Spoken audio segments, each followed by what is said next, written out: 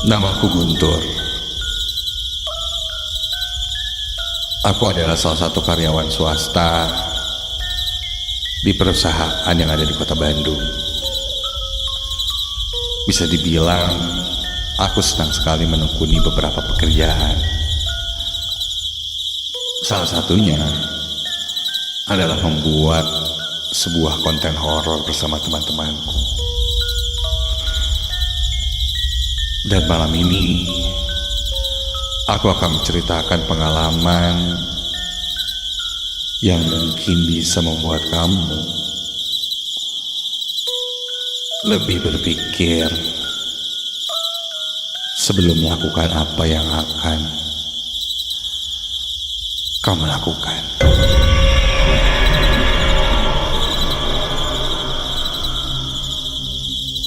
Hari itu adalah hari di mana jadwal syuting dilaksanakan. Seperti biasa, karena aku adalah salah satu tim membuat video konten horor, aku pun harus menerima jika syuting dilakukan malam hari dan mengharuskanku pulang malam. Singkat cerita, malam pun tiba. Setelah menyiapkan semua perlengkapan untuk syuting, aku pun berangkat ke lokasi syuting yang ada di sekitaran Dago. Tak jauh dari kantorku yang berada di daerah Setiabudi di Bandung. Malam itu, karena aku tidak membawa kendaraan, aku menumpang pada temanku Robi. Dia menggunakan motor dan memboncengku dari kantorku di Setiabudi menuju Dago.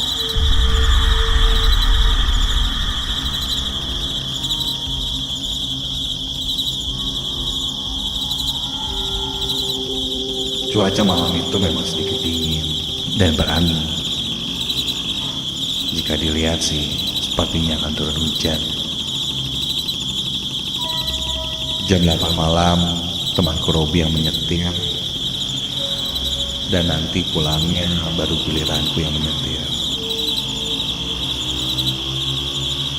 Sepanjang perjalanan banyak hal-hal seru yang kami bahas untuk memecah suasana malam yang sangat dingin.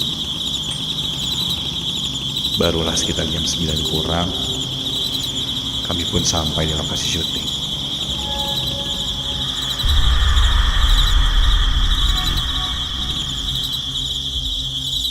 Kulihat tim lainnya sudah berkumpul dan menunggu, dan ada beberapa yang masih di jalan.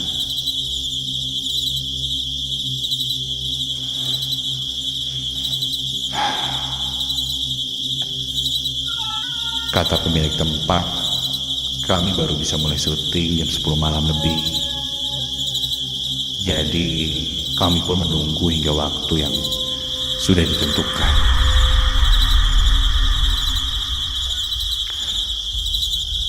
Sambil menunggu, aku dan tim yang lainnya mulai mengeset alat untuk syuting nanti. Mulai dari kamera, lighting, audio, semua kami siapkan. Sampai setelah semua talent tiba, syuting pun dimulai. Sebelum syuting dilaksanakan, seperti biasa kami berdoa bersama agar tidak terjadi apa-apa nantinya. Syuting pun dimulai tepat jam 10 malam. Lokasi syuting kami saat ini bisa dibilang sangat luas. Masih banyak pepohonan rindang dan lahan kosong yang berjajar. Konon katanya, di sana terdapat satu rumah yang tidak diisi cukup lama. Orang-orang bilang sih sudah tidak diisi hampir 12 tahun. Mendapat informasi itu, kami pun semakin termotivasi untuk mengeksplor misteri di rumah itu. Dan benar saja, menurut temanku yang memang bisa melihat, katanya di daerah sana banyak dihuni oleh pocong.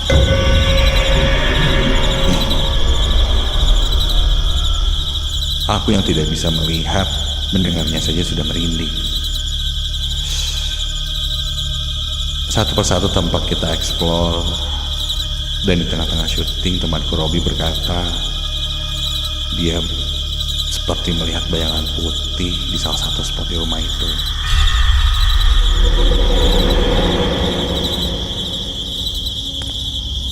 Namun ketika aku coba terangi dengan lampu, kulihat tidak ada apa-apa di sana.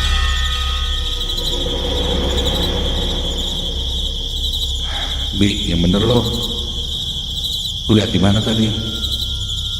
Lumayan nih kalau beneran nampakin di kamera. Pasti banyak yang suka episode ini, ya kan? Namun setelah ditunggu lumayan lama, ternyata tidak ada apa-apa. Sampai malam pun berlalu dan tak terasa saat itu sudah menunjukkan 1:30 pagi.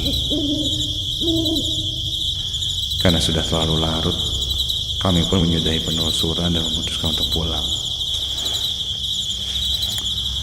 It's a wrap guys, gak kerasa nih udah jam segini. Tau gak tadi si Robi bilang katanya ngeliat bayangan putih-putih gitu di pojokan. Semoga dapat lah ya di kamera. Ya minimal ke-record lah. Lumayan kan penampakan. Yaudah kita balik aja yuk.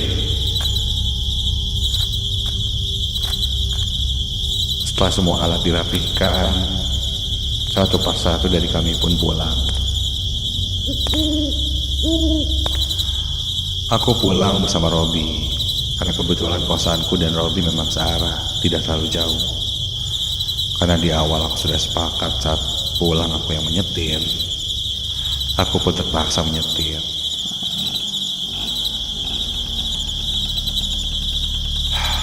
Cukup menyesal. Karena ketika menyetir pulang dengan menggunakan motor, udara dini hari terasa lebih dingin, bahkan sangat dingin. Robi mengeluh mengantuk dan menyuruhku menancap gas agar cepat sampai ke kosan. Jalan pulang memang agak sedikit menurun. Jadi aku tidak terlalu berani untuk mengebut, ditambah jalanan sudah sepi. Sampai kami pun melewati daerah Jalan Siliwangi yang sangat gelap ketika itu.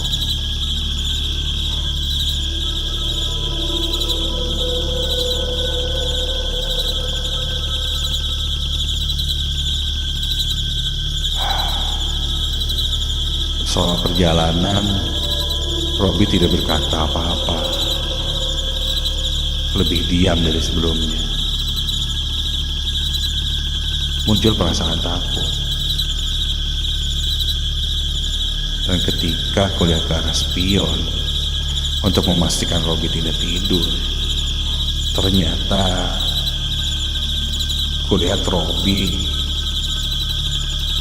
tertidur ketika aku bonceng.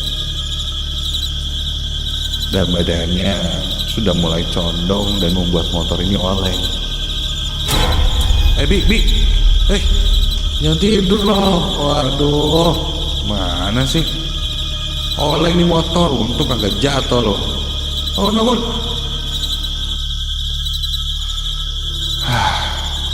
Hampir saja terjadi kecelakaan saat itu.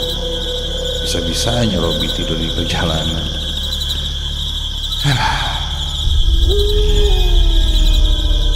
Singkat cerita, sekitar jam 2:30 pagi, kami pun sampai di kosan. Begitupun dengan Robi. Setelah masuk ke kamar, karena aku sudah sangat lelah, aku pun langsung memutuskan untuk tidur tanpa bersih-bersih terlebih dulu. Mematikan lampu kamarku, lalu merebahkan badanku di atas tempat tidur. Entah kenapa malam itu aku merasa sangat lelah sekali. Mungkin bisa dibilang ini adalah waktu syuting terlama aku selama ini. Sampai ketika aku sedang terlelap tidur,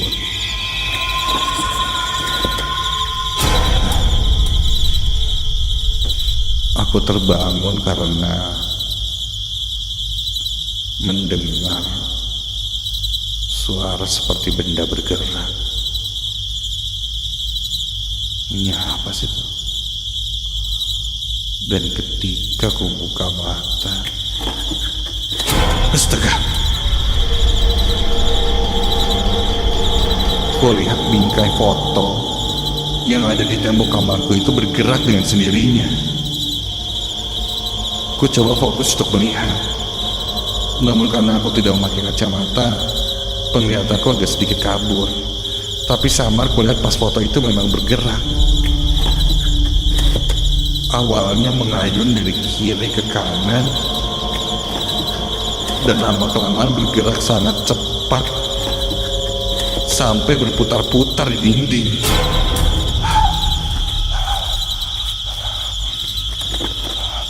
Aku melihatnya dengan sangat jelas, tapi badanku tidak bisa bergerak, seperti ada yang menahanku untuk bangkit dan bahkan untuk berteriak ketika itu.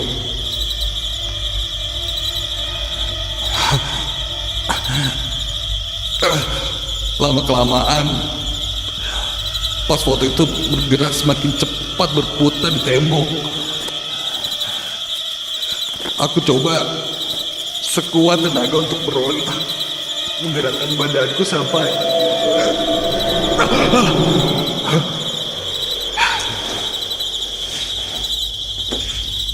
aku pun terbangun, dan ketika ku lihat ke arah figura foto yang tergantung di tembokku,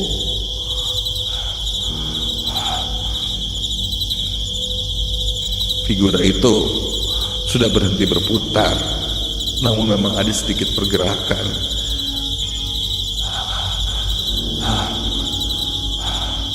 Dan akhirnya figura itu berhenti bergerak.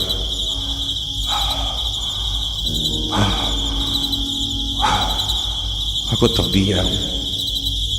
Sepertinya mungkin aku mengalami erep-erep atau entahlah. Aku coba berpikir positif. Mungkin akibat terlalu capek hingga akhirnya terjadi hal-hal seperti ini.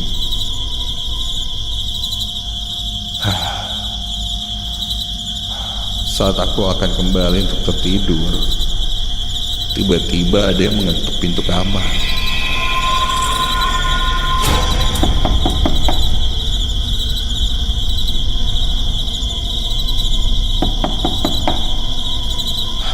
Ya, siapa? Ya, siapa ya? Ketukan itu berhenti. Aku pun beranjak ke arah pintu.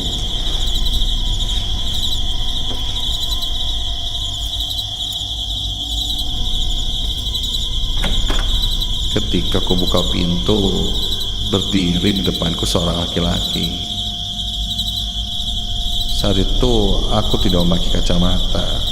Aku pun tidak terlalu jelas itu siapa. Tapi dari perawakannya itu si Robi. Dik, kebetulan banget lo datang. Masuk Dik, gue mau cerita. Tadi gue ada berep. Ayo. Robi pun masuk dan duduk di tempat tidurku. Aku pun duduk di sebelahnya. Serem banget tadi. Gue pas tidur, nih figura yang ini tuh gerak sampai muter-muter gitu, Bi. Asli sumpah, gak bohong. Bentar ya, gue cari kacamata dulu. Gak jelas gue.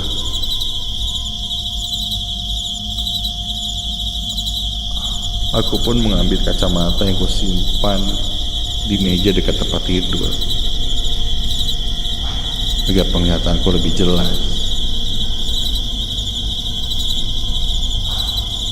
Setelah aku ambil kacamata, aku pun memakai kacamata. Dan ketika aku lihat ke arah Robi, astaga, yang duduk di sebelahku itu bukan Robi.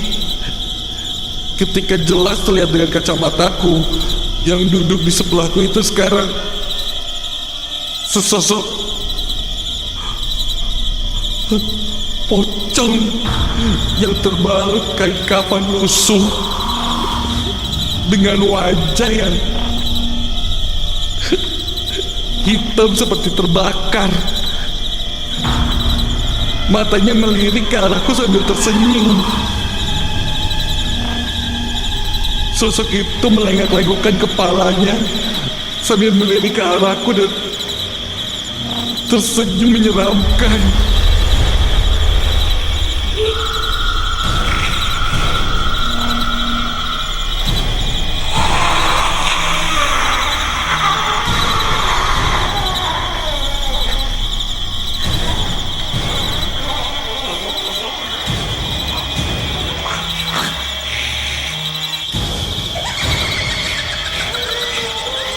Kontan aku langsung lari keluar dari kamar.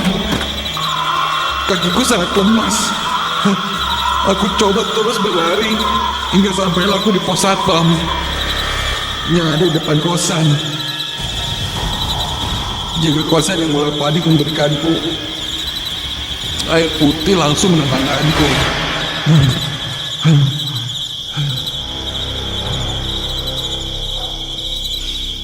Dan malam itu pun aku tidak kembali lagi tidur di kamar.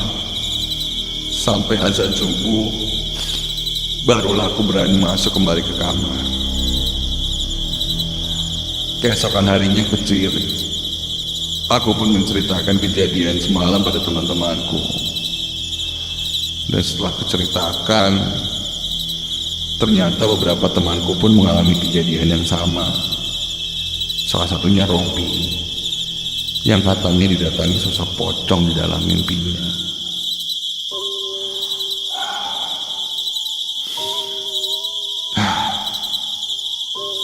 Kejadian didatangi pocong ini pasti ada kaitannya dengan lokasi syuting yang kita datangi. Jelas aku tidak mengerti, namun aku mengerti bahwa mereka itu memang benar adanya. Karena saat itu aku sudah melihatnya dengan jelas oleh mata dan kepalaku sendiri. Sosok pocong yang mengikutiku sampai ke kosan.